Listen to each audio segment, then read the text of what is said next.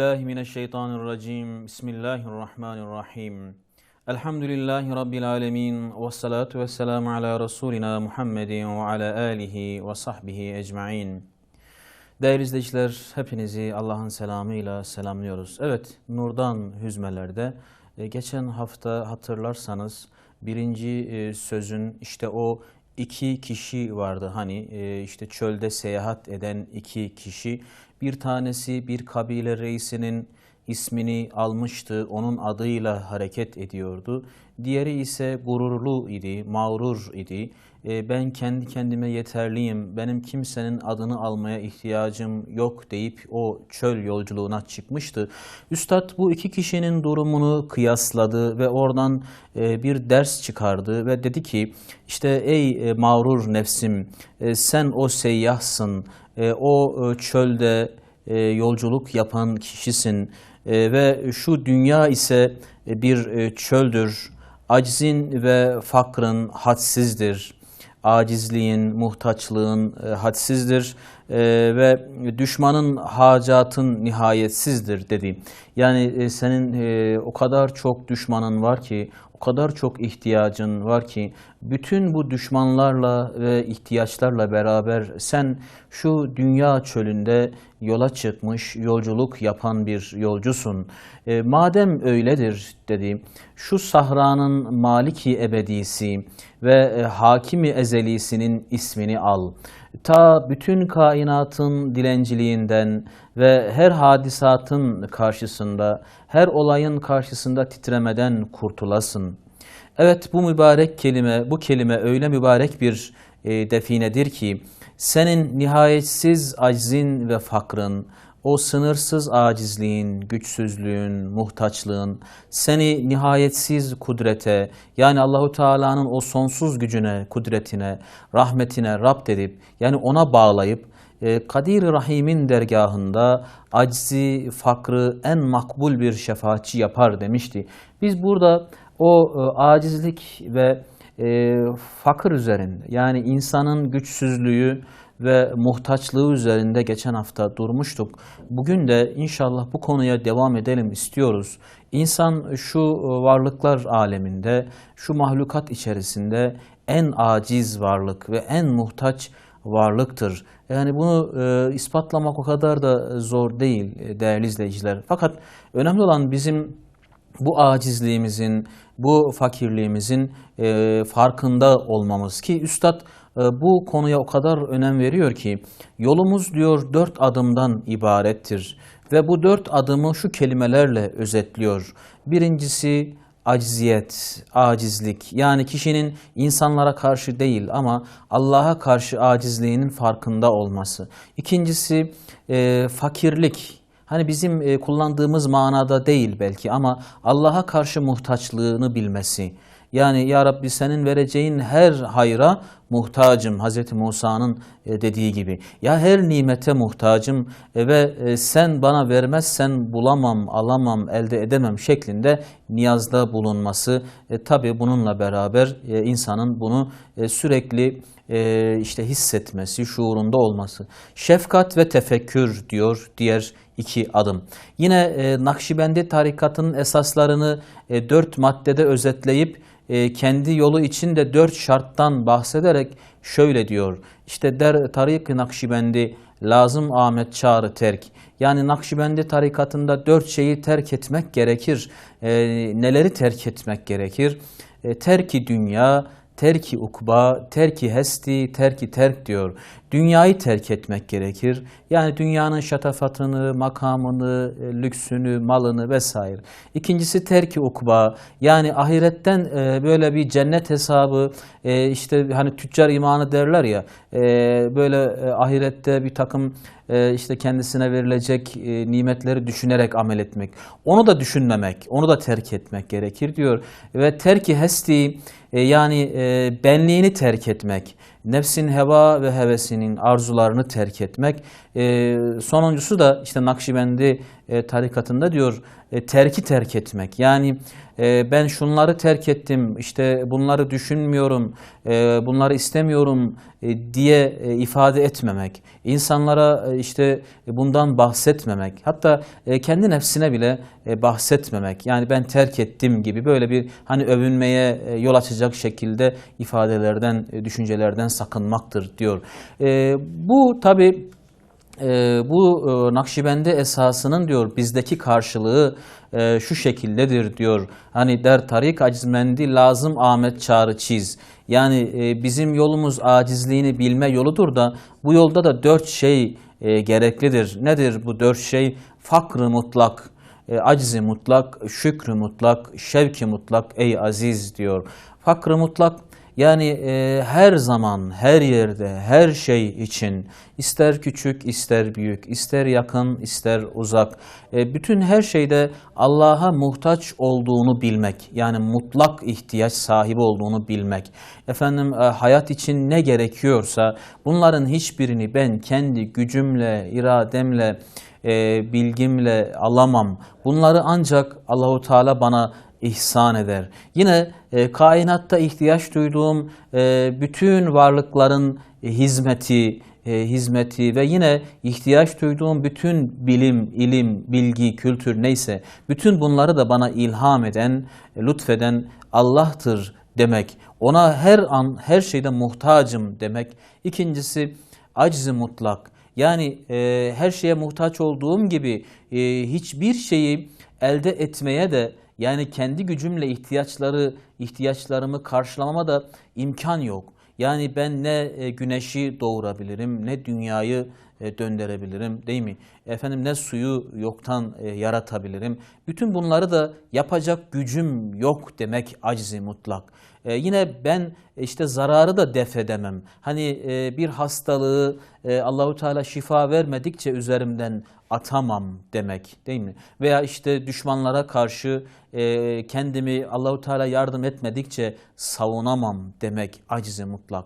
Şükrü mutlak ise tabii ki her zaman her şeyde Allahu Teala'nın bu nimetlerini görmek. Yani her nimetin arkasında o nimetin hakiki sahibinin, gerçek sahibinin Allahu Teala olduğunu evvela bilmek şükrü mutlak. Şevki mutlak da her zaman şevkli, her yerde şevkli, her durumda, her şartta. Yani bir musibete uğrasak bile, bir imtihandan geçsek bile, sonuçta Allahu Teala'nın işte rızası için çalışmaya şevkli olmak. Onun dini için, değil mi? Onun emir ve nehileri anlamında şevkli olmak. Ve işte Üstad Risale-i Nur'un her tarafında acizi ve fakrı özellikle böyle işlemiş, nakış nakış işlemiş. Bunun üzerinde çok duruyor. Biz de geçen hafta durduk ama bu hafta da tekrar duralım istedik. İnsan değerli izleyiciler işte kendi kusurunu, noksanlığını bilerek Rabbini tesbih eder ve Subhanallah der. Hani Subhanallah geçen hafta da hatırlattığımız gibi aslında Ya Rabbi ben kusurluyum, sen ise kusursuzsun, mükemmelsin demektir Subhanallah. Yani Subhanallah'ta böyle kusurumuzu bir itiraf etme vardır. Yani Ya Rabbi ben sonuçta bir yaratık olarak evvela yaratılmış olarak kusurluyum.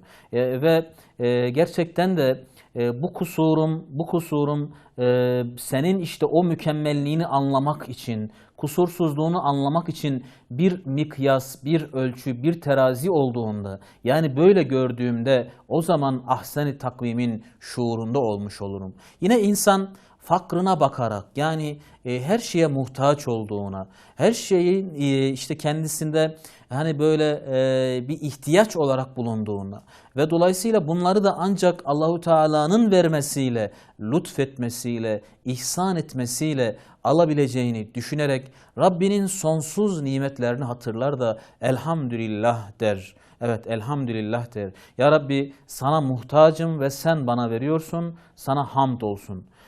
Ben ki havayı sen vermezsen bulamam, Havaya muhtacım, bunu veren sensin, sana hamdolsun. Ta havadan başlayarak hani sayamayacağımız kadar böyle madde madde dahi ayet-i kerimede ifade edildiği gibi böyle gruplandırarak, sınıflandırarak dahi sayamayacağımız kadar o ihtiyaçlarımızı bize veren Allahu Teala'yı hatırlarız da elhamdülillah deriz. Bizi işte elhamdülillah demeye sevk eden saik o düşünce bizim o muhtaçlığımızdır. Yani Allah'a karşı fakirliğimizdir değerli izleyiciler. Yine acizimizi görerek, ki acizimiz diyoruz sonuçta bugün insanoğlu kendini işte güçlü zannediyor. Efendim Allahu Teala'nın yine kendisine ihsan ettiği nimetleri kendisinden görerek o acizliğini maalesef bugün unutmuş ama insan hani şöyle birazcık gerçekten de tefekkür ettiği zaman diyecek ki yani şu an bana verilen nimetlerin hangi birini ben kendim yapabiliyorum ki? Yani havayı mı yapabiliyorum? Işığı mı yapabiliyorum? Isıyı mı yapabiliyorum? Yerden hani bir buğday tanesini kendim mi çıkarıyorum? Veya şu yediğim bir yumurtayı hani ben kendim mi tavuktan alıyorum? Zorla mı alıyorum bunları? Veya kendim mi yapıyorum? Sütü kendim mi yapıyorum? Bunların hiçbirine gücüm yetmiyor. Dolayısıyla ben acizim diyebilmeli insan Allahu Teala'nın huzurunda. İşte acizliğini gören insan Allahu Teala'nın kudret ve azametini düşünür ve bütün mahlukatı onun idare ettiğini, onun yoktan yarattığını ve o Esma-i Hüsnasıyla yani o en güzel isimleriyle şu kainattaki bütün varlıklar üzerinde tasarruf ettiğini görür ve Allahu Ekber der. Allah en büyüktür. Bütün bunları yapacak kadar ve ondan çok çok daha büyüktür. Gördüğüm, görmediğim bütün varlıklara işte yaratıp hükmedecek kadar, onlara Rab olacak kadar, bütün isim ve sıfatlarıyla onların üzerinde tahakküm edecek kadar değil mi? Allahu Ekber der. İşte kişiye diyor o Allahu Ekber'i söyleten veya onun şuuruna vardıran düşünce kişinin acizliğini bilmesidir. Biz ne kadar çok kusurumuzun farkında olsak o kadar güzel bir Subhanallah diyeceğiz. Tesbihimiz o kadar şuurlu, o kadar manidar, o kadar bize faydalı olacak. Ve ne kadar çok fakirliğimizin yani Allah'a karşı muhtaçlığımızın farkında olsak elhamdülillah deyişimiz, bizim o hamdimiz gerçekten bize o kadar çok fayda verecek değerli izleyiciler. Ve ne kadar çok Allah'a karşı o acizliğimizin, güçsüzlüğümüzün, çaresizliğimizin farkında olsak, işte o bizim tekbirlerimiz, bizim Allahu Ekber deyişlerimiz o kadar daha huşulu, o kadar daha tatlı olacak. Evet değerli izleyiciler, acizlik ve fakirlik o kadar çok şey kazandırıyor ki insana. O yüzden Üstad bunun üzerinde çok duruyor ve işte aciz-i mutlak, fakr-ı mutlak diyor. Dolayısıyla insanın acizliğini, muhtaçlığını sürekli hatırlatıyor ve buradan insana bize iman dersleri çıkarıyor, marifet dersleri çıkarıyor. Hani dedik ki havadan toprağa, suya, güneşe, aya kadar nice mahlukatı yapmaktan aciziz ama bunları işte düşünüp de tefekkür edip de ifade etmiyoruz. Ya Rabbi sen vermezsen ben bulamam demiyoruz. Hani ekmeğe muhtacız ama ne toprağa, ne yağmura, ne de buğdaya efendim güç yetiremediğimizin şuurunda olduğumuzu bilmiyoruz veya bunları bilmek istemiyoruz. Nefsimiz acizliğini, muhtaçlığını, işte o kusurlarını aslında hatırlamak istemiyor. Nefiste çünkü böyle bir tekebbür davası var. Yani nefsi emmarede böyle kendini sürekli güçlü görme, yeterli görme, kendini işte insanlara, Allahu Teala'ya evvela muhtaç görmeme hastalığı var. Hani üstadın dediği gibi enaniyet asrındayız ve bu zamanda enaniyet hastalığı var. Ve modernizm dedikleri şey işte o Batı medeniyetinin hani üstadın ifadesiyle menfi kısmı, olumsuz kısmı da insanlara hep bunu aşılıyor. Yani kendine güven diyor ama bu kendine güveni de işte hep o nefsin o heva ve hevesinin istediği boyutuyla veriyor.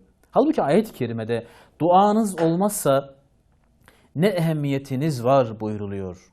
Duanız olmazsa ne ehemmiyetiniz var. İşte bu ayet-i kerime değerli izleyiciler aslında İnsanın kendisine yapılan bu kadar ihsandan gafil olarak her şey ona hizmet etmeye sanki mecburmuş gibi bir gurur ve kibir içinde yaşayan, önünü görmediği halde sanki böyle geleceğini garanti zanneden, ölüm ötesi için Rabbine yalvarıp yakarmayan insanların Allah katında hiçbir değer taşımadıklarını ifade ediyor.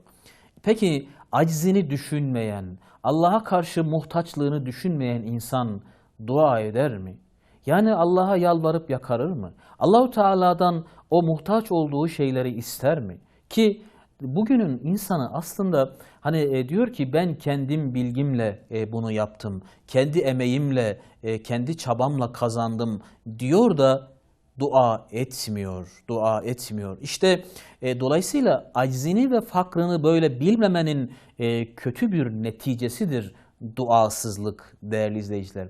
Halbuki aczini bilmek, kişinin o Allah'a karşı güçsüzlüğünü, çaresizliğini, elinden hiçbir şey gelmediğini, hiçbir şeyi yoktan yapamadığını, hiçbir zararı kendi gücüyle def edemediğini, atamadığını bilmesi, değil mi? Yine fakrını bilmek, yani böyle sınırsız ihtiyaçlarının olduğunu ve bu ihtiyaçların hiçbirini kendisinin karşılayamayacağını, hatta öyle ki neye ne zaman gerçekten ihtiyacının dahi olduğunu bilmeyecek kadar kusurlu, muhtaç ve aciz olduğunu bilmesi insanın, bunları bilmesi insan için hakiki imandır, hakiki huzurdur, mutluluktur değerli izleyiciler. Evet, acizlik ve fakirlik tabii yalnızca Allah'a karşı olmalıdır. Yani biz bunu işlerken üstadın da hatırlattığı gibi kalkıp da işte insanlar karşısında efendim el avuç açmak, zillet göstermek değildir kastımız. Ki bunu Bediüzzaman hani şöyle ifade ediyor, yanlış anlaşılmasın diyor, aciz ve fakir kusurunu Cenab-ı Hakk'a karşı göstermek demektir. Yoksa onları yapmak veya halka göstermek demek değildir diyor. Evet, dünyada gerekli olan efendim rızık ve başarı, sonsuz kudret sahibi olan Allah'a karşı acizlik ve fakirlik nispetinde elde edilir. Hani böyle olduğunu üstad şu misallerle anlatıyor. Diyor ki eğer insan zaafını anlayıp yani o acizliğini, güçsüzlüğünü anlayıp kalen, halen, tavren dua etse, yani gerek elini açıp böyle yalvararak söz ile, gerek işte hal dili ile, yani tevekkül ederek Allahu Teala'dan hani isterken onun sebeplerini de işleyerek, değil mi? Ve hayatında işte ibadetlerle Allahu Teala'nın emrine uyarak ve yasaklarından kaçınarak bunu tavırlarıyla ifade edip dua etse ve acizini bilip istimdat eylese, yani Allahu Teala'dan yardım istese, imdat istese, o teshirin şükrünü eda ile beraber, yani kendisine verilen nimetlerin şükrünü eda etmekle beraber matlubuna öyle muvaffak olur ve maksatları ona öyle musahhar olur ki, yani duasına, isteklerine öyle kavuşur ki iktidar zatisiyle, yani o kendi efendim gücüyle onun aşırı mişarına muvaffak olamaz. Onun onda birine belki %1'ine muvaffak olamaz. Yani kişi Allahu Teala'ya sığınıp el açıp da o güçsüzlüğünü, muhtaçlığını söyleyip de istese Allahu Teala çok çok daha fazlasını verecek ona diyor. İnsan Allah'a karşı sonsuz derecede muhtaç ve onun karşısında çok çok güçsüz olduğu halde dedi ki bunu düşünmediği gibi bir de üstüne efendim ben buldum, ben yaptım, ben kazandım deyip Allah'ın nimetlerini haşa böyle kendisinden bilir. Üstad bunun için bakın ne diyor. Eğer bir yaşındaki bir çocuğun aklı bulunsa ve ondan sual edilse, yani o bir yaşındaki çocuğa sorulsa, dense ki en leziz ve en tatlı haletin nedir? Yani en çok lezzet aldığın şey nedir? Belki diyecek, şöyle cevap verecek belki diyor. Aczimi, zaafımı anlayıp tabi üstadın dediği belkiler, hani belkinin iki anlamı var. Yani kesinlikle anlamı var burada. Acizimi, zaafımı anlayıp validemin tatlı tokadından korkarak yine validemin şefkatli sinesine sığındığım halettir diyecek. Evet, 1 yaşındaki bebek diyor, aklı olsa sorulsa en lezzet aldığın durum nedir? Diyecek ki güçsüzlüğümü, çaresizliğimi, çünkü bebeğim sonuçta diyecek. Anlayıp ve annemin o tatlı tokadından korkarak yine annemin şefkatli sinesine sığındığım haldir. En lezzet aldığım hal.